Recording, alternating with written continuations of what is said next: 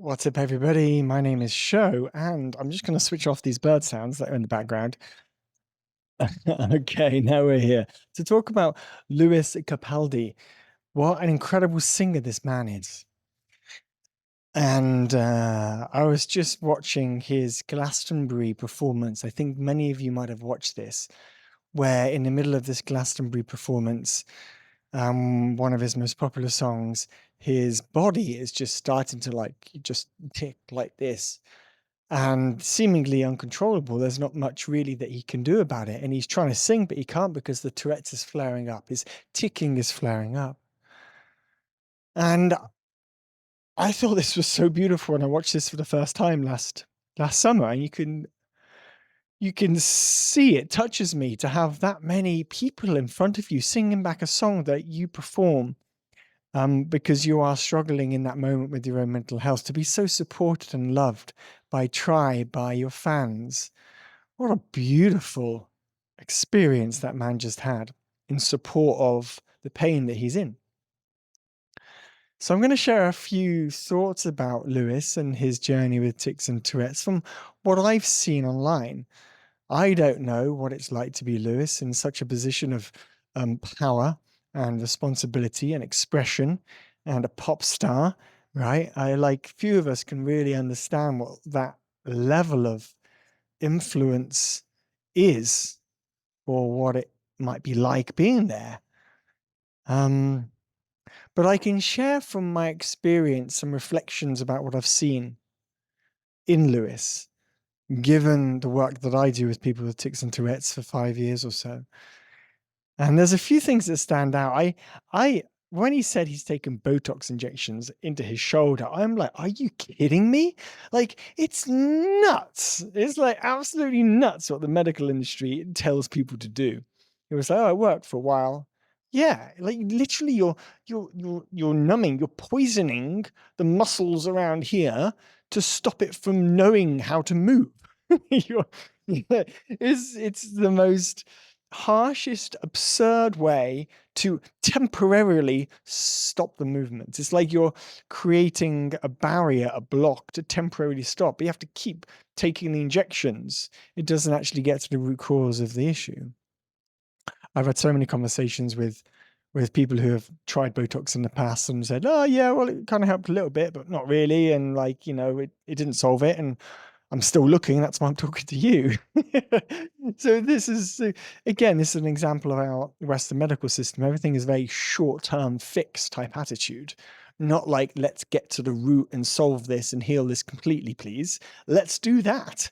Let's do that, guys. That's the approach I took and I take in my teachings.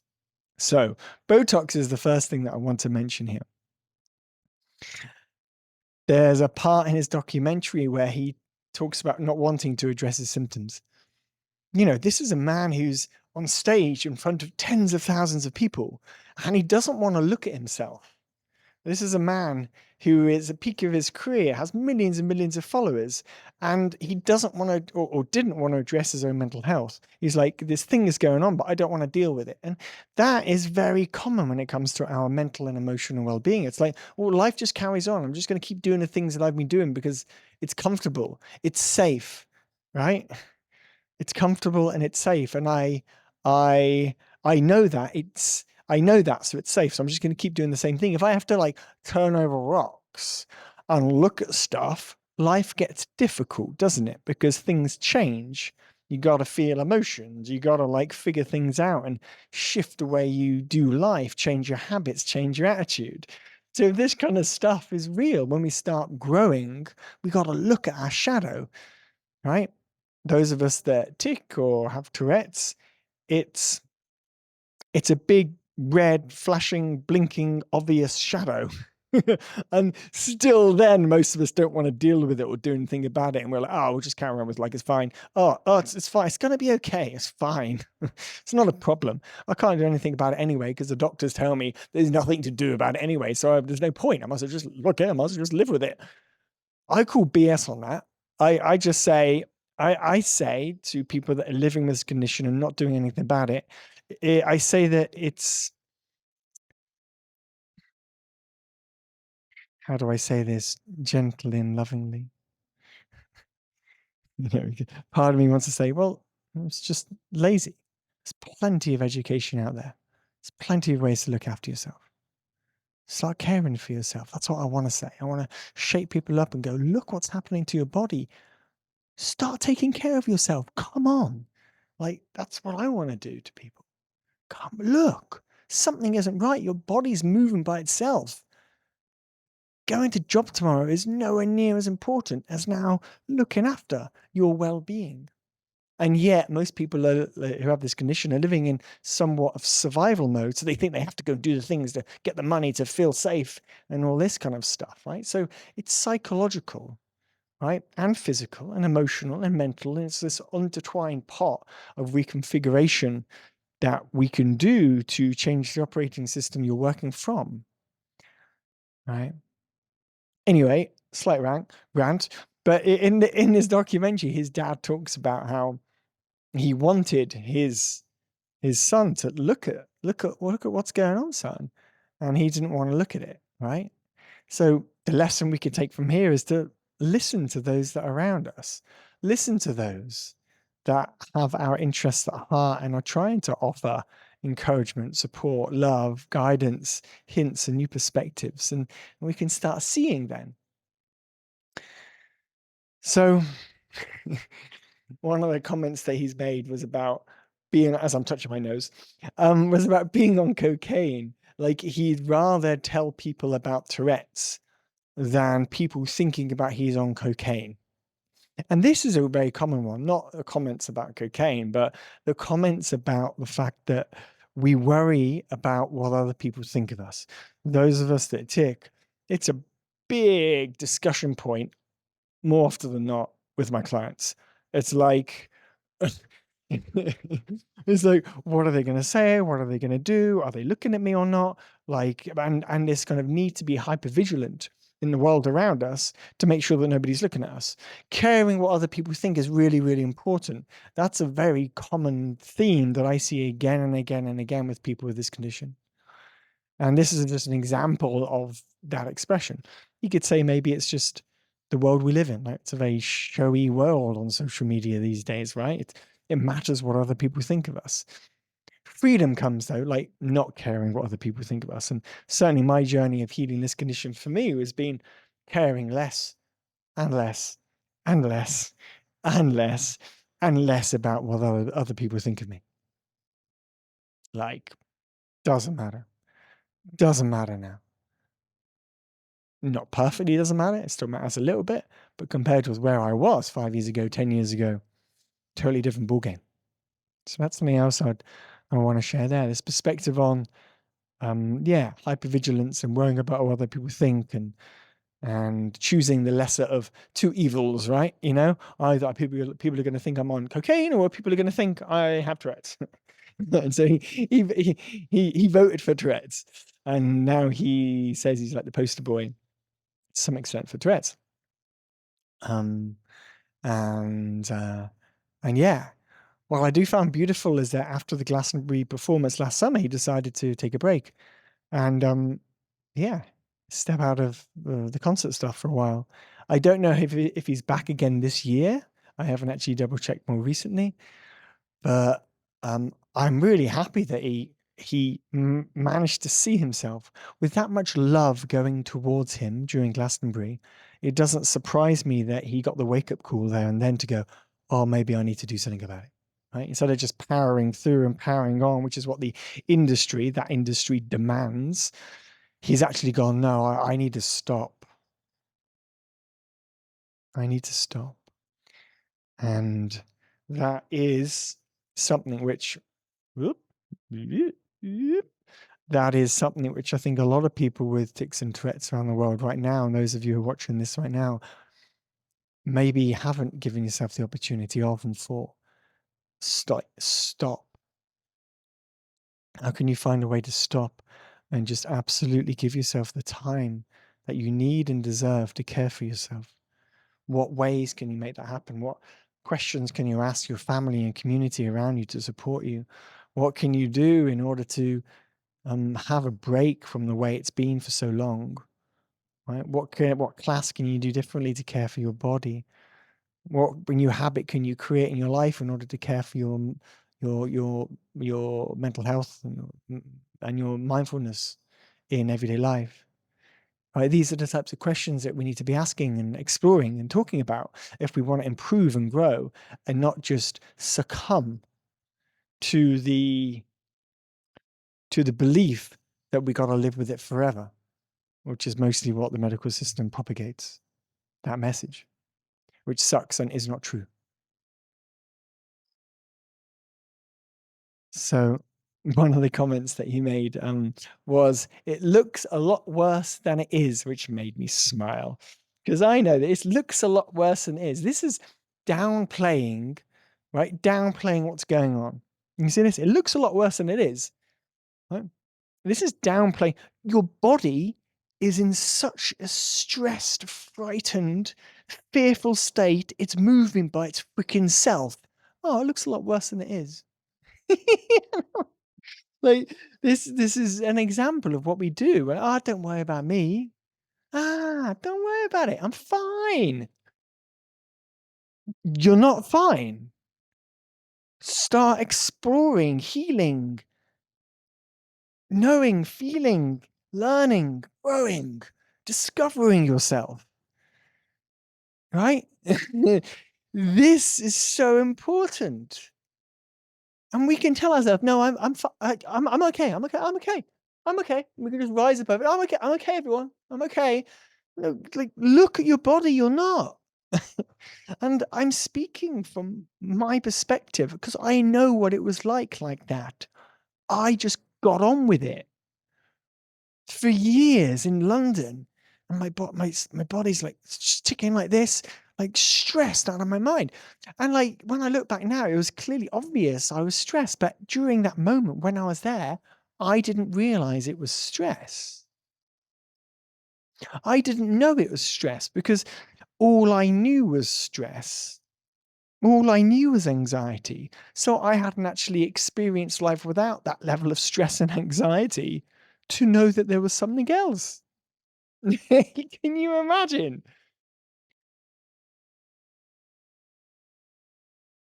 And that's an invitation. Can you imagine? For a moment, can you actually imagine not to be stressed, not to live with anxiety, not to live with a distracted ADHD mind? Right? It's hard to imagine it if you've never experienced it. And so to find it is to start listening and learning and trusting and hearing and go and believing, like, and having hope that there's a way out of living like this forever. Yeah. Ah. Something else he talked about was the shoulder moving when he's excited. So this is also a very common thing that I hear again and again and again. It's like when we are in state, that's when the ticking usually flares up. Peaks of emotion is when there's flare-ups of the movements. So peaks of emotion means that there's some sort of scale. Okay, so where are you on that scale on a day-to-day basis? Are you easily moved through and around emotions, up, down, left, right, excited, depressed, angry, excited, depressed, sad, frustrated, excited, angry, excited, frustrated, right? Do you move like through all these emotions quite intensely, or are you kind of unaware of the emotions that you're experiencing in your life? Because back in the day for me, I wasn't really viscerally aware of the feelings of the emotions in the body back in the day. These days, I'm very aware of that. But before, it was more like my mind would just shift around and my body would move. But actually, with presence, embodiment, and connection, you realize that you can feel what's there before movements happen because you're more present with the body. And there's many practices to learn to become more present. Meditation is the simplest of all and is at the beginning of a path to stopping this condition. But it's just one of the things.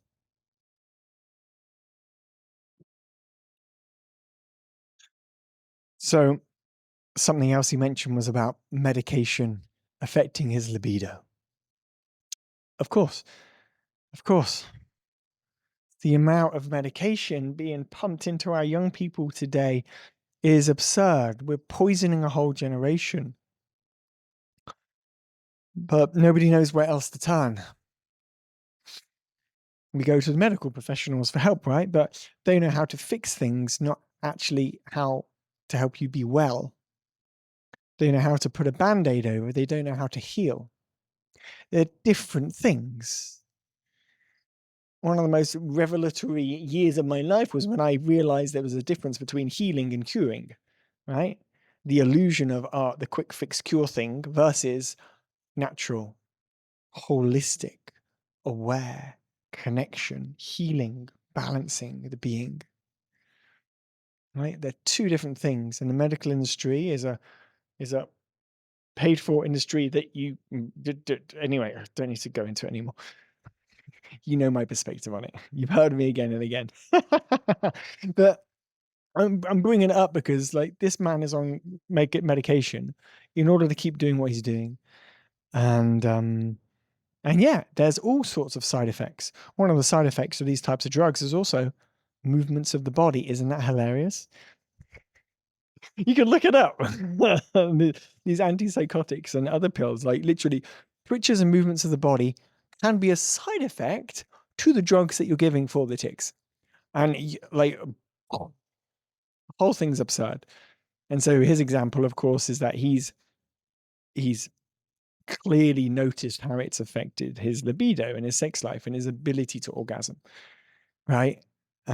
So this kind of experience, orgasmic living, right, is one of those experiences of life that I wish everybody to enjoy more and to have more and to experience more, because it is it's the elated notion and note of a moment of experience and reality. It's the beauty as beauty can be. It's melting into another.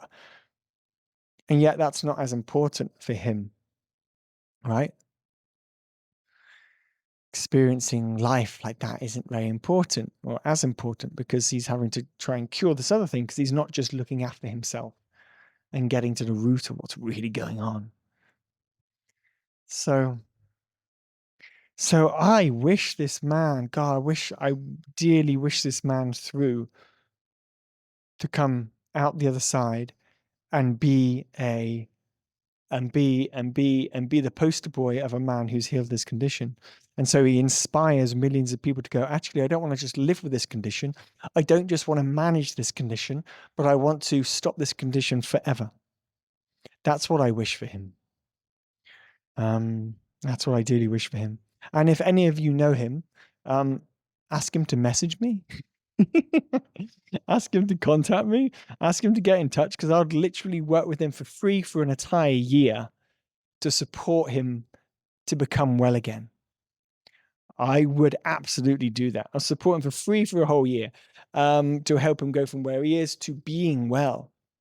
To being well. And being well means being well in the mind and being well in, through, and of the body. And when I look at this man's body, his body is not well. Right? That's not shaming. Look at his body and tell me he is well. You can't. You can't do that unless you're deluding yourself. That is a body that is not well and not well looked after and not cared for and not gently loved and caressed and balanced. Right? And so well-being is about all of this, looking after all of our bodies, our mental body, our emotional body, and our physical body. And they all work together and they all affect each other. So you can't just do one and not the other, right? You can't just do the body and then forget about the mental stuff, or just do the mental health and then forget about the emotions. They are all intertwined, right? So it's holistic well-being. This is the stuff I love and I teach and I share, and what has helped me go through what I've gone through and get to where I am now, with this being in this relaxed body that can go oh, with so much joy and appreciation and love for me. And to say that unequivocally and without shame or embarrassment of how much I love this here, this being here, this heart here, that which I am. It's not pretentious or righteous or egoic to say these things. It's acknowledging for me the incredible journey I've been on, to say that I love me really deeply and honor what I've been through to get where I am. And nobody can take our own journey away from us because we know it to be true for us. And for Lewis, I dearly wish him a way through the suffering he's going through and to find himself to be well again. To be so well and it's so much in love with himself that he is as high off stage as he is on stage. And with that, I send you my love, everybody. Thank you for sharing these moments with me. If you enjoy this video, please hit like, subscribe, and I'm wishing you a beautiful day wherever you are in the world. My name is Darren, and chat to you soon. Peace out.